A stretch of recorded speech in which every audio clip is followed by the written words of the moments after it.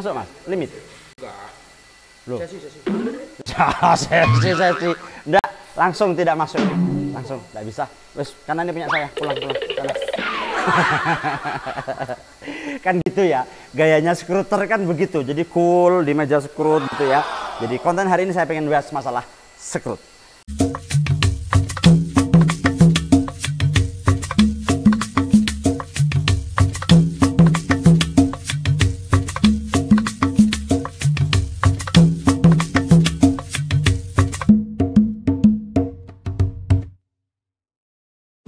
Halo, assalamualaikum warahmatullahi wabarakatuh. Ketemu lagi dengan saya Fani di channel FN Toys. Hari ini adalah hari yang berbahagia. Apa maksudnya? Nggak nyambung. Hari ini saya ingin konten tentang skrut ya. Jadi kan banyak orang yang mungkin masih bingung mau ikut lomba. Awas nanti kena skrut. Mau ikut lomba. Gimana skrutnya? Mau ikut lomba? Siapa skruternya? Jadi skrut itu merupakan sesuatu yang wajib diketahui oleh teman-teman sebelum mengikuti sebuah lomba. Jadi hari ini saya pengen sedikit share tentang apa saja sih yang diskrut oleh skruter sehingga mobil Anda ketika sudah masuk finish bisa dapat kupon untuk babak kedua, ketiga, dan seterusnya. Alatnya cuma sedikit tapi penting dan teman-teman harus tahu apa yang diskrut supaya tidak salah dalam setting mobil dan supaya ketika masuk finish bisa dapat kupon di babak berikutnya dan seterusnya. Mari kita belajar skrut bersama-sama.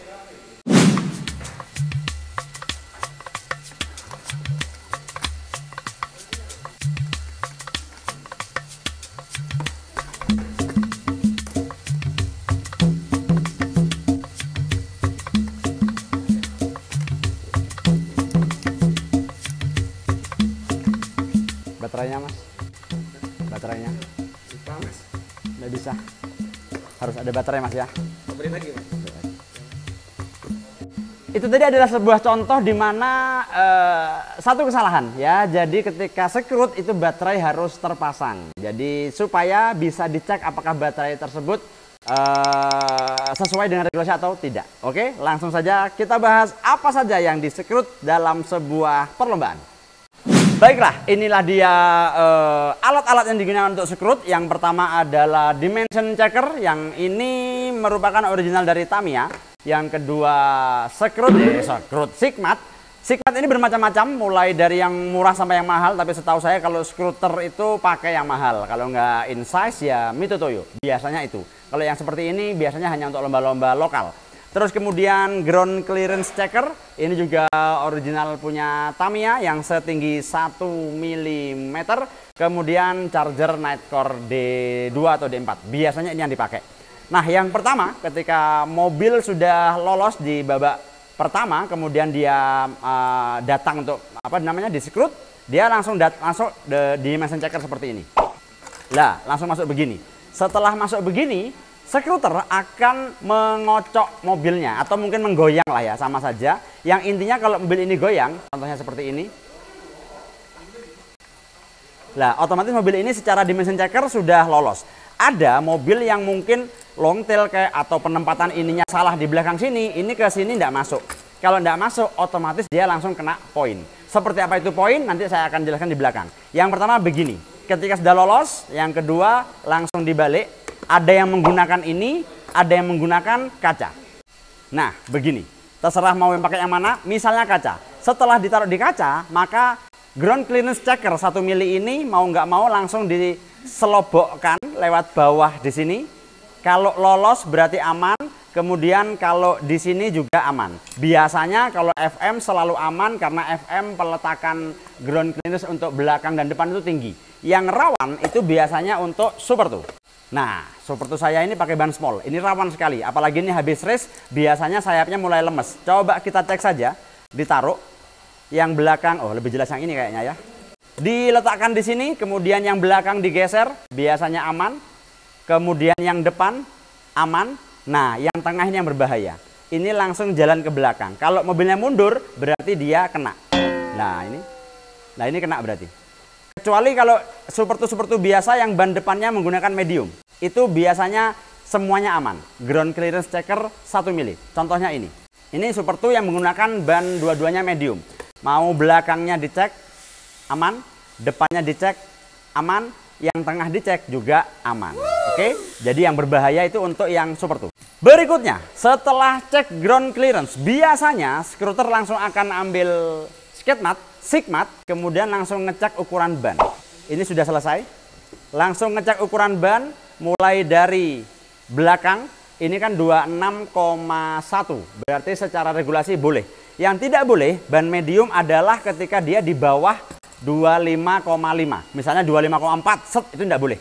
Kalau 26,7 juga tidak boleh. Hanya 1 mili, 26,5 sampai 25,5. Terus yang depan, set 261, 262. Oke, beres. Yang depan juga beres. Yang kiri beres. Yang kanan, yang satunya beres. Oke, jadi 4 ini beres. Setelah itu langsung mumpung pegang sigmat, langsung cek roller. Roller depan bagian atas ini kan posisi dibalik nih, karena di bawah. Nah, ini langsung diukur. Ukurannya itu harus 12,99 maksimal. Jadi 1300 itu boleh. Dan paling kecil 12,5. Jadi kalau seperti ini otomatis lolos. Kalau seperti ini, nah ini saya ada contoh roller naga juga. Kita lihat yang besar ini kan yang bawah. Ketika dicek seperti ini, seret 12,1, ini otomatis sudah tidak regulasi lagi. Nah, kalau yang seperti ini dipakai, maka teman-teman akan kena yang namanya poin nantinya. Oke, yang bawah berapa? Yang bawah 11,4. Ini juga tidak boleh.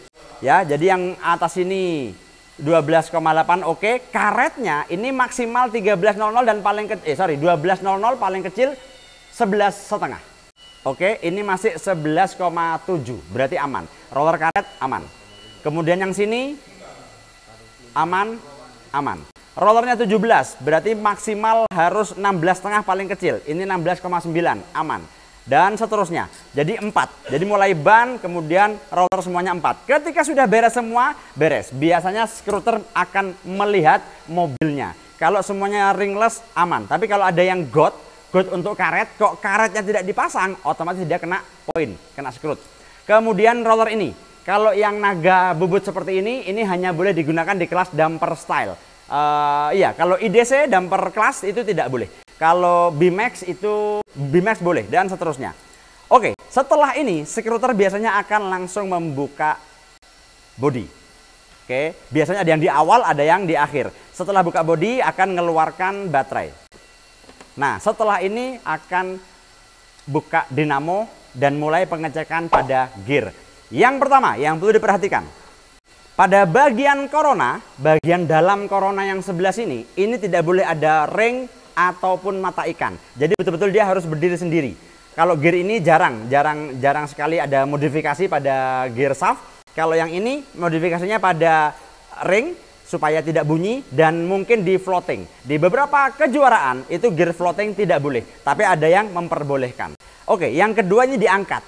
Kalau ini aman, seret begini, ini kan langsung nih. Ya, ini kan langsung. Nah, ini boleh. Ada teknik yang merupakan menjepit plastiknya ini supaya yang awalnya bentuknya U itu menjadi agak O. Maksudnya supaya ketika memasukkan propeller itu agak neken, celek gitu. Nah, itu tidak boleh, itu kena skrut. Jadi harus betul-betul loss seperti ini. Setelah ini langsung dilihat, kalau pinionnya warna ungu, berarti dia harus hollow. Setelah diangkat langsung diinceng apakah ini lubang atau tidak. Kalau lubang berarti aman, kalau tidak lubang kena poin. Jadi itu. Terus terakhir masalah mobil ini langsung diputer. Kira-kira gardan, propeller ini loss atau tidak. Kalau loss kena poin, jadi harus tidak boleh loss. Bagian mobil. Terus di bagian depan sini itu beberapa mobil SFM diberi mur baut supaya mengganjel, supaya ini tidak mudah lemas ke belakang begini. Contohnya begini. Ini ada mobil yang secara regulasi menyalahi aturan. Nah, ini kalau teman-teman lihat di sini ada sebuah baut yang dipasang. Maksudnya itu mengganjel supaya dia lebih kaku ke belakang. Ini tidak boleh dan akan kena poin. Nah, cara yang benar untuk ngakali ini supaya tidak goyang, salah satunya itu adalah dengan menggunakan aerohaimon seperti ini. Tapi ingat, aerohaimon yang boleh dipakai hanya yang berbahan plastik, kayak yang berbahan karbon tidak boleh. Jadi dengan seperti ini kan mau nggak mau si aerohaimon ini akan natap ke bodi strato sehingga dia akan menjadi lebih kaku. Oke, Tapi ingat, tidak selamanya yang kaku itu enak ya. Ini semua penggunaan tergantung kebutuhan masing-masing. Baiklah, setelah selesai, biasanya skruter langsung akan mengambil dinamo dan langsung ngecek di bagian brush ya. Dan setiap skruter pasti akan punya lampu. Saya kasih contoh, misalnya seperti ini. Nah, lampunya ini langsung diletakkan untuk ngincang ya, untuk melihat kira-kira dinamo ini masih segel atau tidak. Ya, mulai dari brushnya, kemudian lilitannya, dan yang terakhir biasanya ngecek dari ininya, cukitan dari sampingnya sudah berbekas obeng atau tidak. Nah, beberapa kejuaraan itu ada yang memperbolehkan dinamo yang sudah dibongkar, kecuali BTO harus segel, biasanya begitu. Tapi kalau ke Jurnas ini tidak boleh. Dan yang terakhir, biasanya skruter langsung akan ngambil baterai dan langsung dicolokkan ke night core-nya begini. Nah, kalau sudah terlihat 134 berarti ini baterai normal. Ada baterai yang tidak boleh, yang kemarin saya sebutkan apa itu ya, NiZN atau Ni apa itu dan sebagainya. Begitu dibeginikan, itu ada dua kemungkinan, error atau di sini 157. Nah, kalau seperti itu tidak boleh, otomatis kena poin. Itulah yang biasa disekrut oleh skruter sehingga teman-teman bisa memperhatikan apa yang boleh dan tidak boleh, sehingga akan terjadi yang namanya sehingga tidak terjadi yang namanya poin. Salah satunya adalah penggunaan stabilizer. Stabilizer ini yang boleh hanya stabilizer yang berbahan plastik, yang berbahan teflon, yang doff dan sebagainya, itu tidak boleh. Dan yang penting juga bagi pengguna Super 2, saat ini regulasinya cukup ketat, tidak boleh sekalipun Anda menggunakan akar goyang ya. Jangankan goyang, ini bautnya longgar saja sehingga ini bisa bergoyang, itu juga kena skrut. Itu tidak boleh. Oke, itu sekilas dari apa yang disekrut ketika Anda mengikuti sebuah lomba. Saya akan praktekkan bagaimana seorang skruter bekerja. Biasanya begitu. Masuk, Mas. Oke.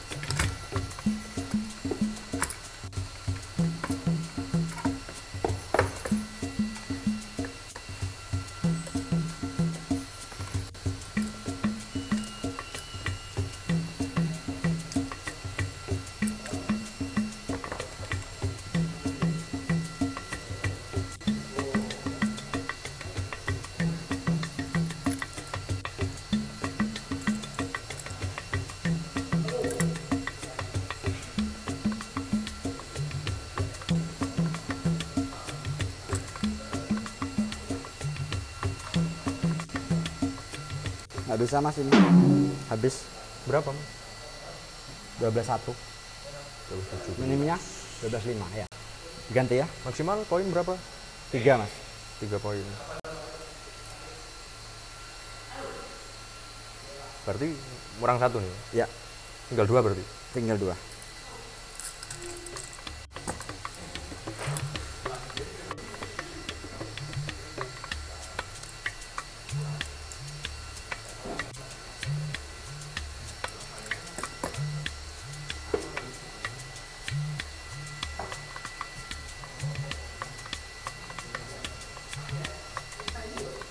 Oke.